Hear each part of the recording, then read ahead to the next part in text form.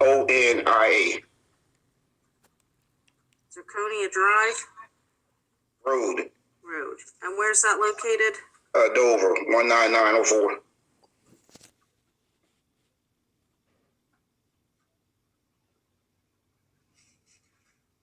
All right, I've got Willie Sharp 7470@gmail.com.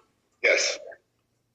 And in your financial report, you list Kraft Heinz Foods as your employer. Is that right? Yes, ma'am.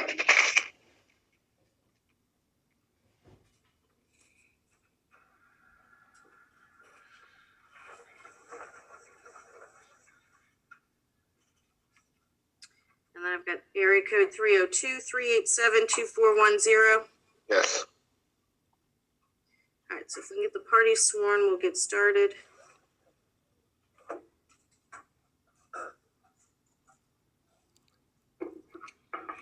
Miss Scott, I'll begin with you first. State your full name for the record. Deborah Ann Scott.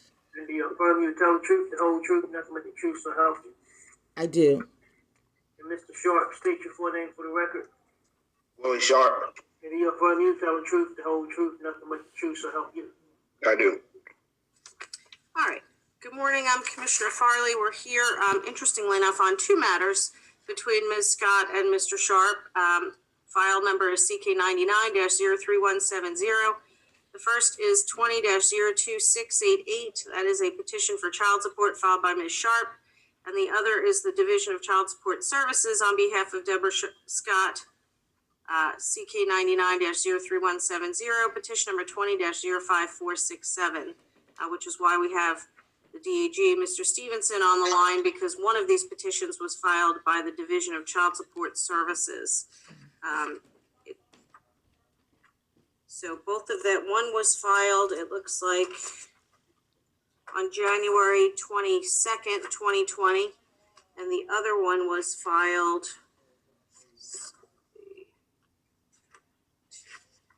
on February 25th, 2020.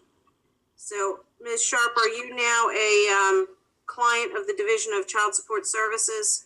So I never applied for child support or anything. I just started receiving mail from them. The only thing that I filed for was for a divorce and then spousal support.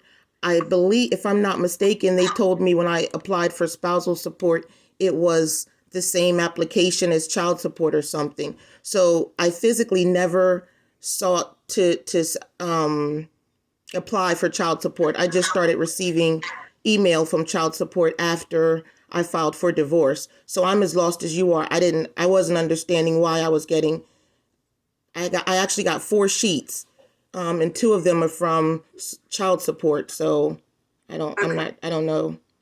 Yeah, it looks like maybe whoever processed, now that I'm looking at it,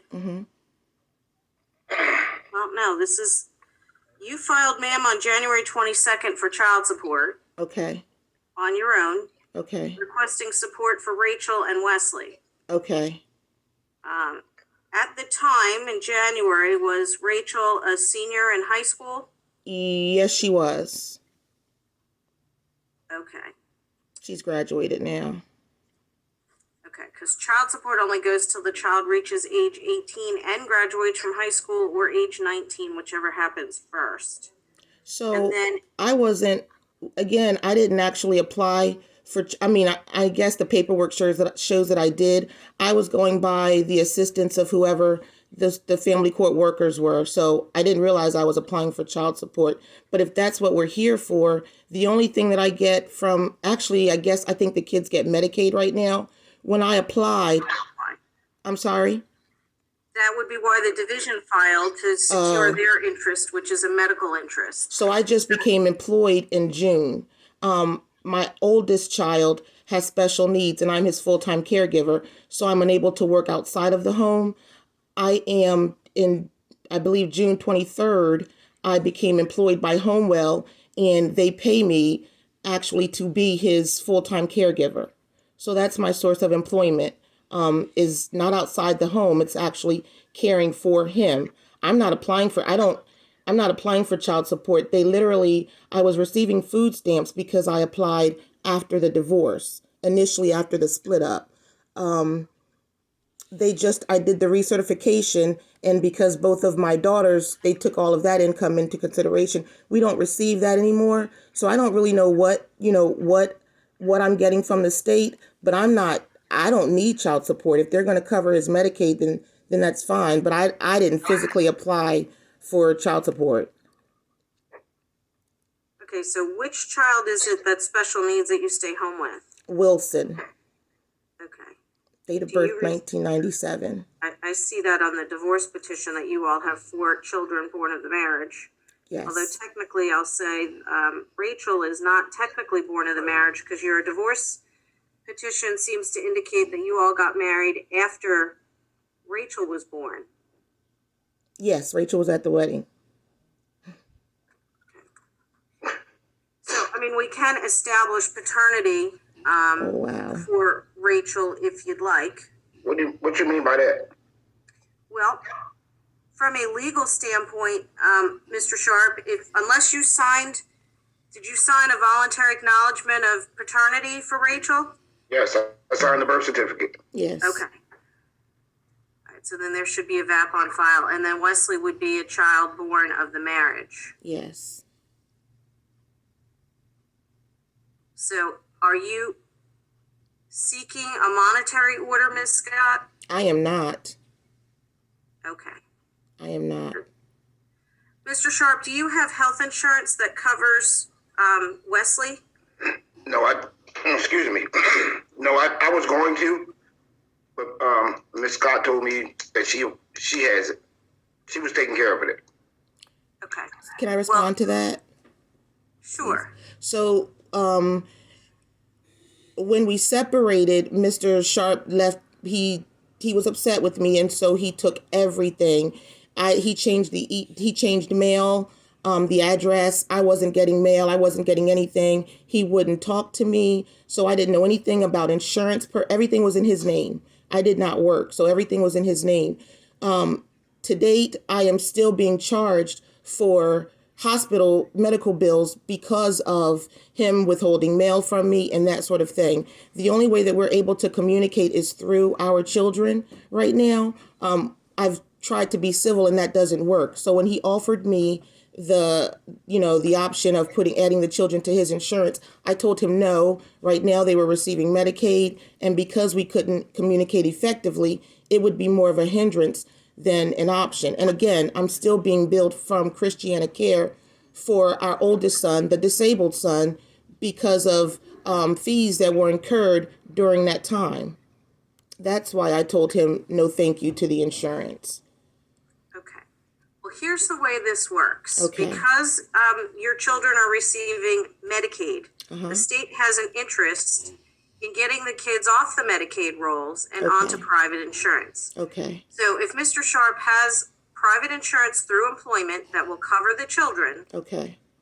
that's at an affordable rate, meaning less than, or I should say no more than 10% of his gross income, he is required to provide health insurance that covers the minor child, Wesley. Okay. He is also required to then give you the health insurance card and all of the information that you need in order to utilize the health insurance. Okay. And then Medicaid would come secondary and pick up pretty much whatever the co-pays or the co-insurance and those kinds of things are, Okay. so long as you qualify for Medicaid. Okay. So that's the state's interest at this point. If you're not interested in a monetary order for Mr. Sharp for child support for yourself, that's entirely up to you. Okay. You can waive that at this point in time, but you can't waive the medical aspect of it because you're receiving Medicaid. Okay, one other question for you. Sure. With with his insurance, when we discussed him adding the children, if I'm not mistaken, he told me that the open enrollment period had passed. So does that mean we wait until next year, or how does that No, start? it does not. My Okay. order will say that he is required to provide insurance, Okay. and he can give a copy of that order to his employment to say, I'm court ordered to add the kids. Okay. And I believe that will constitute a sufficient change in circumstance that will bypass the open enrollment period. Okay. would give, so I would add Wesley to my insurance. Well, I would call and see can I add, well, I guess they would have to let me add him. And They then, will have to let you add him when you give them a copy of your court order. okay, and then they'll send me another insurance card that I'll have to give to her, to Miss Scott. Correct. What happened? I mean, you can ask for more than one copy of the card, so you have a Right. copy and she has a copy, so that when Wesley, I don't know what the situation is, but when you visit with Wesley, if he is injured while in your care, you have a card to take to the hospital or the doctors or whatever the case is. I mean, once you have established doctors, most of them don't require you to bring the card every single time. It depends on your provider. As long as they'll ask, is there a new card or is there any update? If it's the same insurance, same card, they usually won't require that you have it on your person because they already have it on file. But that's up to your individual providers. The safest bet, Mr. Sharp, would be for you to ask your insurance company to provide you 2 copies of Wesley's card. So you retain one and you give one to Ms. Scott so that she can use the insurance. Okay, And then Medicaid would pick up whatever outstanding bill is after your primary picks up. so would you send me a form or something to take to my employers? Or, I will send you a court order that says that you're required to provide health insurance covering Wesley. okay, And then if they won't allow you to do that at some point, the division will send a medical order over to them, directing them to do so. okay, Okay? all right. Could I ask a question? Sure. So with Wesley, with his insurance being, with the insurance being covered under my husband, is there any way I would be able to get some sort of authorization to be able to speak directly to the insurance company as opposed to having to, be like use my husband as a third party? If I ever needed to contact the insurance company with questions about coverage or anything, would my name be, you know what I mean? Would I be able to ask the question to the insurance company, or would I have to go through my husband? I can't really answer that, ma'am. That's Okay. a question for the insurance company. More than Wow. likely, because Mr. Sharp is the one that's the insured, Right. they would want to either have authorization from him to speak to you Exactly. about the bills, or you'd have to ask them about that. Right. Okay. When when I call them, I'll ask them, can she call about the bills or whatever? Because, Mr. Sharp, you can certainly authorize Ms. Scott to talk to the insurance company. If they have your permission to do so, then they will talk to her about any insurance question related to Wesley that she has, Right. Right, and coverage and that sort of thing. okay, It would benefit you both to do that because you're the insured, Mr. Sharp, so they're going to send you any of the bills. right, And I know a lot of the insurance companies have other ways of seeking, medical appointments. I mean, for example, I know that it's a lot less expensive to go to the express care than it is to go to the emergency room. Right. But if Ms. Scott doesn't know about what her options are with respect to where she can take Wesley for care, what kind of care, she's going to take him to wherever it is that she thinks is appropriate at that point in time.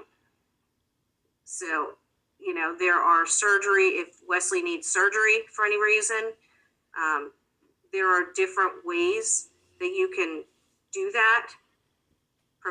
Providers that can be utilized for that are less expensive. And that would certainly be something that Ms. Scott would want to talk to the insurance company about to minimize the out-of-pocket cost. So it would make sense. And I don't know where the two of you sit at this point.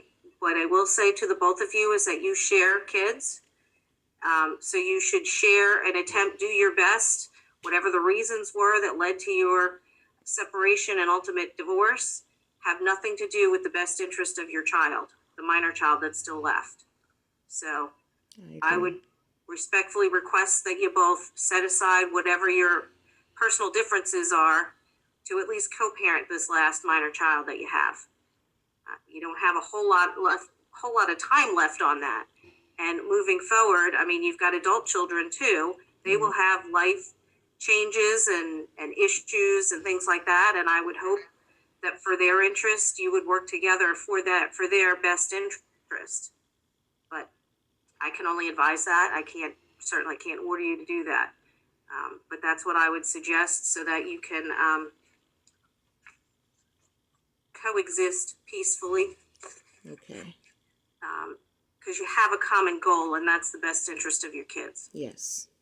Okay? Okay. So I will write up the medical order, and that will get sent to each of you in the mail. Okay. Thank you. Either of you have any other questions? I don't. Yeah, what about, excuse me, what about, visitation? How do we, That's a total separate issue. If you two can't work that out amongst yourselves, I haven't dug through your big file other than to see that there has been divorce that's been granted. There's property division and other ancillaries pending. If no one has filed for custody of Wesley, you can certainly file and get a schedule together, if you can't work that out amongst yourselves. Okay. Okay? all right, Okay. Thank you. All right. Thank you both. We're in recess. so we're done? You're done. Yes, sir. Okay. All right, thank Have a you. good day. You too. Too.